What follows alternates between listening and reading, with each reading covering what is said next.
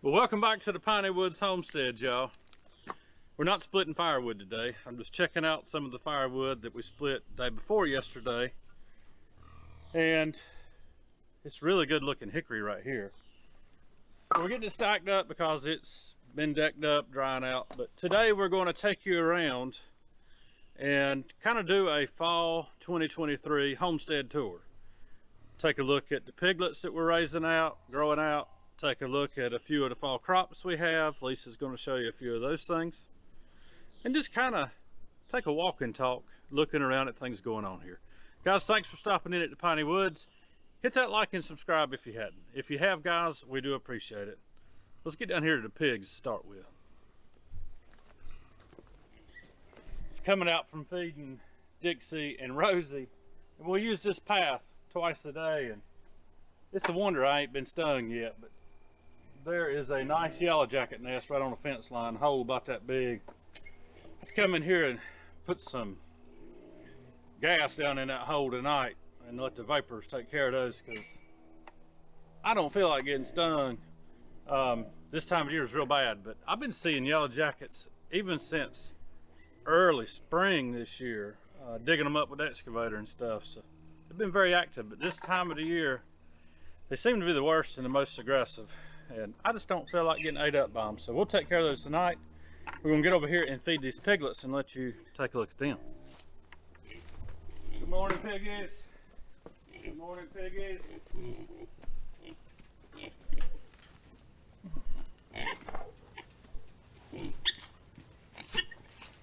I think we need to increase what they're getting every morning because they're eating it all down now. That's good.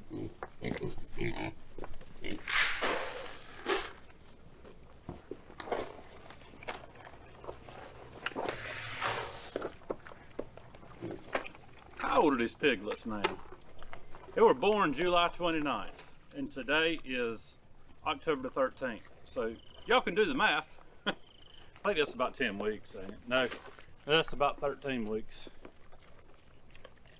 Just off the top of my head. But the piglets are looking great, putting on weight good. Right now they are getting an 18% ration protein feed, pellet feed. They were on 16%, but we got a couple of bags of 18, so they're going through that right now.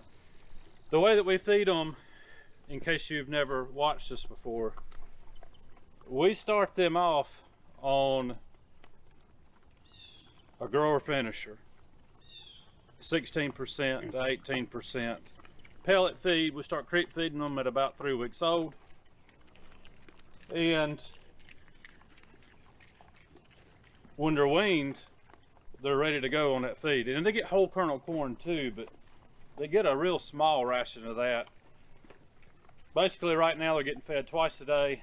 They get a pound of whole kernel corn in the morning between the 4 of them, and about 4 pounds of good hog pellet. And one thing that, if you've never raised pigs before, you're going to want to do is quarterly you want to deworm your pigs. And there's a couple different schools of thought on that. One is pumpkin seeds. I know my dad has done that before, and it has seemed to work when you do the butchering and you see that the livers and the lungs look good and healthy. And we'll probably use a combo of that as well this year, because anything that we can do organic is a good thing. But we also use a product called Safeguard, and I can't pronounce what it's called, the active ingredient in there, but you can Google that on your own. Safeguard swine dewormer. And it's a product that if you wanted to deworm up till the day of slaughter, you can. We don't do that. Like I said, we do it quarterly. And it's just preventative maintenance, because the longer you raise hogs on dirt, the more your parasite load will increase. And so you just kind of curb that by making sure that you are given a safe dewormer. And you'll know if your pig needs it. One, they're not going to put on weight like you should expect. They're not going to be putting on weight. Or you'll hear one get to coughing. You hear a pig get to coughing, you need to deworm it. But if you'll just do a quarterly schedule, you'll remedy those issues altogether. Y'all, these pigs are beautiful, these Herefords. One's gonna get barbecued, because we love barbecue around here. But it's gonna have to be a little bit bigger first. Maybe about November. I don't know, but it's going. What was I gonna say? I was gonna say something else. My brain's a little foggy this morning, y'all.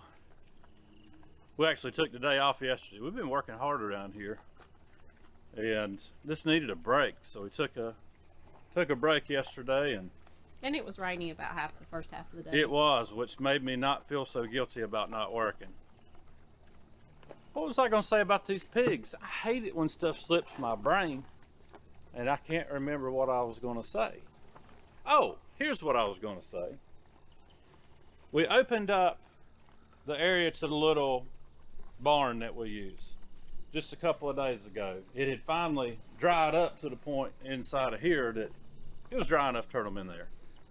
And so this just gives them a little more room, and we haven't put them into the main section of their wooded paddock yet, just because it's been so dry. And so when it's dry like that, you can keep pigs on dirt in a smaller area, depending on the soil type. If we were in sand, this will be fine for the duration.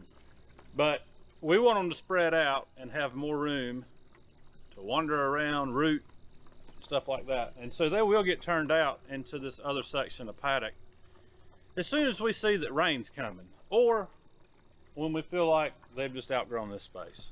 So it won't be long before they get turned out, get to use the hog feeder, get to walk around and eat all these poplar leaves that are falling. Pigs love tulip poplar leaves, y'all. It's probably good for them. I don't know, but they eat them. And the pork's good.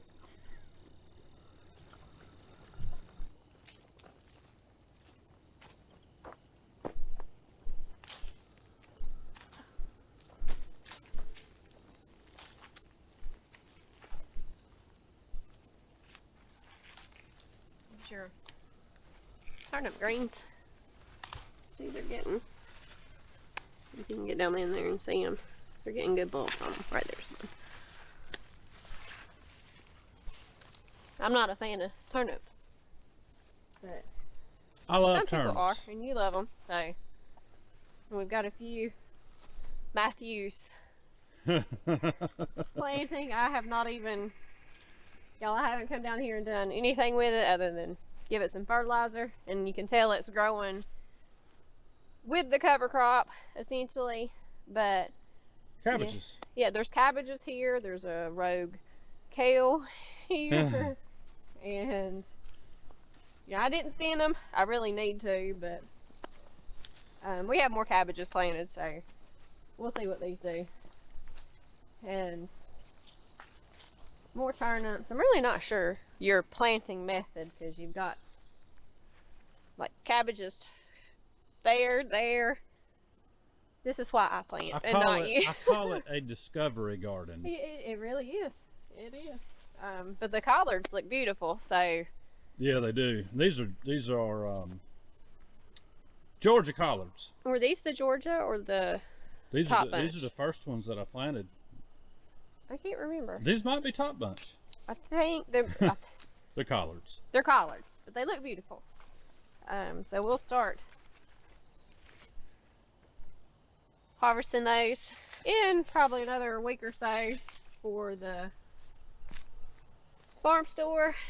And looks like you've got another random turnip in there somehow, but not a lot going on down here. It doesn't get as much sun this time of year. We normally don't even have anything down here, but this freed up a good 2 raised beds just with the collards, if nothing else. So, and the cover crop, and the cover crop is looking beautiful. It is. We've had just enough rain to get it going.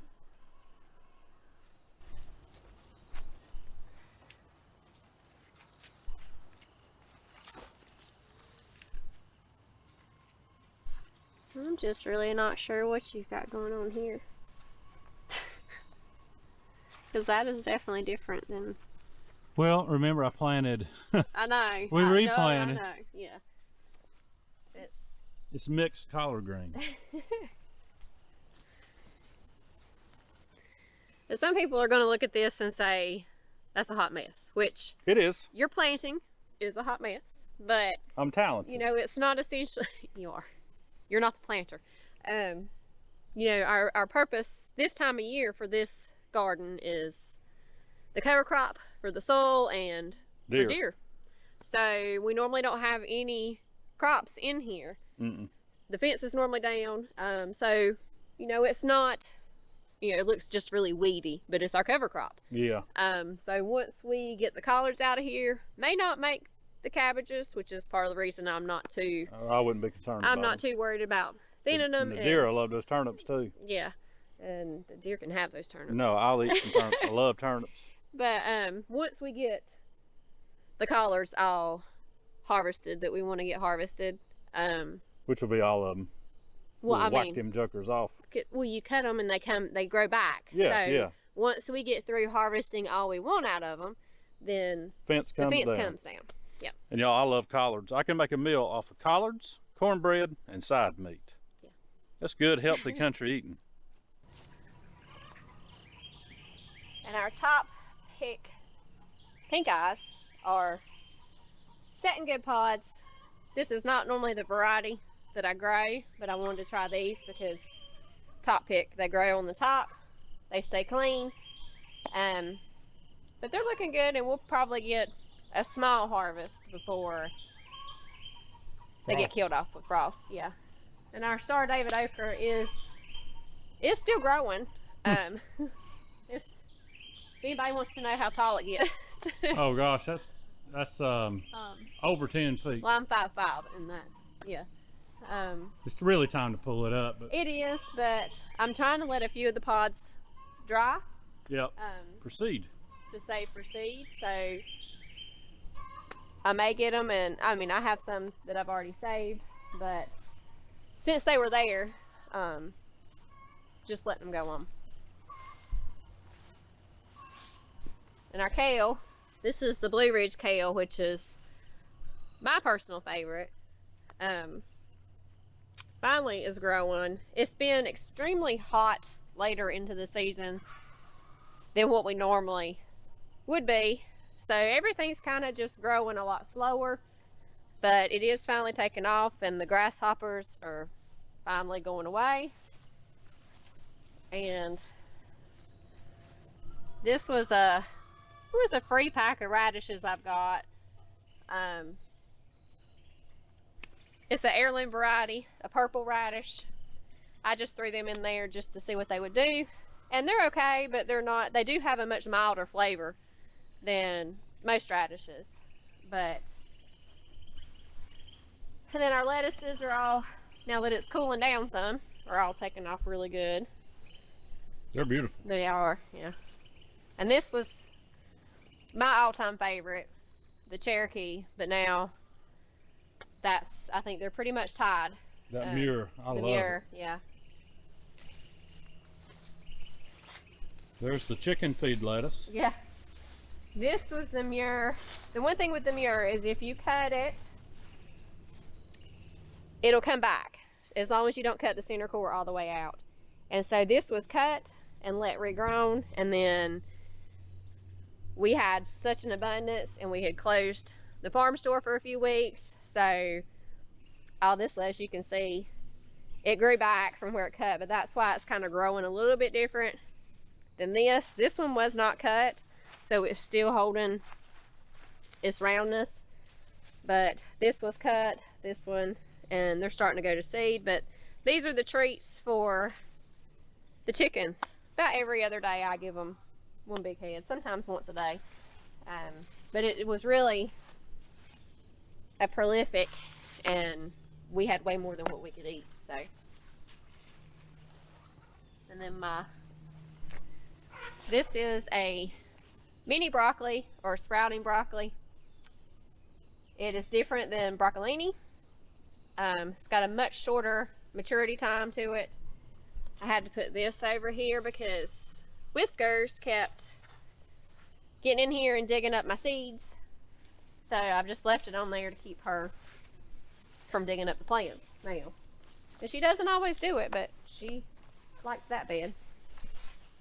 But they're normally a less than 30 days to harvest. But like I said, we were unseasonably warmer than what we should have been when I planted these. But they're finally, now that again it's cooling off. So this was another creative way to keep Whiskers out of the raised beds till the seeds came up. And got a few more of the mini broccoli here and a rogue nasturtium. 2 different types of beets. We'll see if they make before we get really, really cold.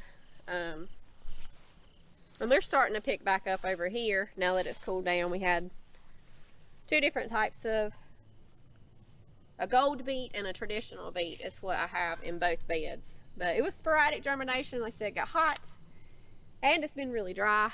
So that didn't help things. That didn't help things either. In this bed, I have a rainbow Swiss chard along with, I don't know if you can see or not, yep. Down through the middle, I did a red bunching of onion. I need to come in here and weed. So with that little bit of rain yesterday is going to help everything.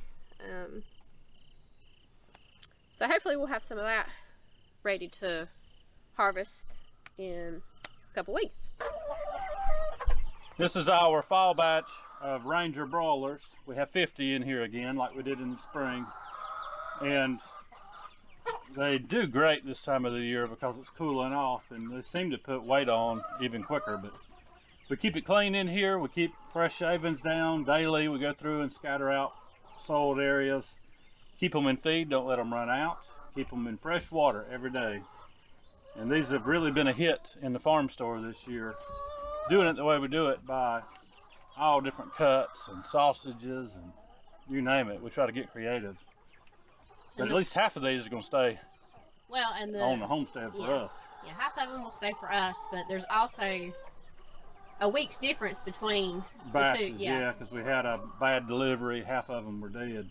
And thankfully they sent us replacements, but so there's a week age difference between. Yeah, between the 2 sets of 25. But that's a good thing because it allows us to process less birds at one time. Kind of break it up into a few days. And y'all, we've been introducing new hens that we have incubated and bred right here on the homestead into our laying flock, which is, we've already downsized quite a bit. We processed 10 Sussex hens. Yeah. Is that right? 9 or 10. It was the rest of them that we had. And we have new Sussex hens. We are not going to continue breeding Sussex. No. And not that it's not a good idea to do in the event that you can't get mail order meat birds. It's just that we had to downsize, y'all. We had so many chickens that it really just kind of defeated the purpose. And we love the range. As long as we can get the Rangers, we will do it. Now, and we have got 3 roosters inside over here. That one of the girls went broody that we let her hatch out. And did she hatch out all 3? Or was it 4? 4. It was 4. Yeah, 4. So 3 of them have ended up being roosters. 3 roosters. So. We've picked one we're going to keep. Yeah. One's going to become chicken patties, which are excellent, by the way. And we've got another batch of hens back here in the back. Sussex, as well as some that Rooster when he was still with us. Well, Rooster with the original layer, so they're kind of a barnyard mix. They're barnyard, but they're good, healthy chickens, y'all. Yeah. And we will be downsizing some of the ones that are in here as well. Some of the golden friars. The golden friars, they lay very well, but we just don't need this many chickens anymore. We're selling eggs in the farm shop when the farm shop's open, but when the farm shop's not, there's a lot of eggs, y'all. And so we just don't need to keep quite as many as we have. For our needs, really about no more than I'm not sure. 18 to 24 hens. I don't know how many we have pretty total good. now, but I hadn't counted lately. in peak, in the peak laying season of the year, we get almost Dozen and a half a day. well, we get around 20 to 22 eggs. Okay, So that's a lot of eggs. Yeah. We've eaten so many eggs that some mornings we're like, oh, I really want an egg today. We're sick of eggs. But they're good for you. But we'll just downsize a bit because we can still keep up with the demand inside the farm shop when it's open seasonally and keep eggs for ourselves. We got wet feet, y'all. Should have had rubber boots on out here. Guys, that's going to wrap it up for us today here at the Piney Woods Homestead. Think about a 2,000 subscriber giveaway. I know I mentioned it in maybe the last video. We're approaching 2,000. It's been a slow process to get there. We appreciate everyone that has signed up to watch us over here. But you know that we make beard balm, Piney Woodsman beard balm, right here on the homestead. And we actually had our first sale online through our website, thepineywoods.homestead.com, the other day. So we hope that the person that got that is enjoying it. It smells great. Can't keep Lisa off of me when I have it on. Stop it. Anyways. So maybe a beard balm giveaway. And I know that not everybody has a beard, but you know somebody would want. If it ends up the giveaway winner is not a man, Yeah. it will be something appropriate. I will. She's creative. I'll work on that. Guys, y'all have a good day, a great week. Check out the website for the homestead. It's very small right now. Not a lot of stuff on there, just some beard balm. But you can cruise it and at least see it, bookmark it so you can get back to it. And if you want a t-shirt, y'all, we got 10% off on, we'll have the link in the description, through Teespring for the holidays. 10% off through the holidays. Pretty good deal. And we're trying to figure out to link that. You know, we don't make the shirts. No. But there is a way to Link it to our website. I just haven't had the time to figure that stuff figure out, that y'all. out. But Guys, y'all have a good day, a great week. Thanks for sticking around. We'll see you on the next one. Good Lord willing, and the creek don't rise too high, y'all.